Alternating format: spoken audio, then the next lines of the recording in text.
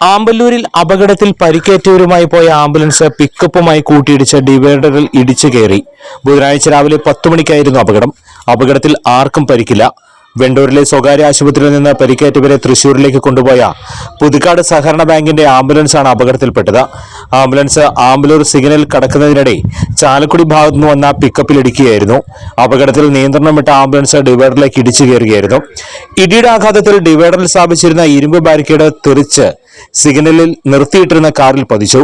വരന്തരപ്പള്ളിയിൽ bike അപകടത്തിൽ പരിക്കേറ്റ ദമ്പതികളെ ആശുപത്രിയിലേക്ക് കൊണ്ടുപോവുകയായിരുന്നു ആംബുലൻസ്. പരിക്കേറ്റവരെ മറ്റൊരു ആംബുലൻസിൽ തൃശൂരിലെത്തിച്ചു.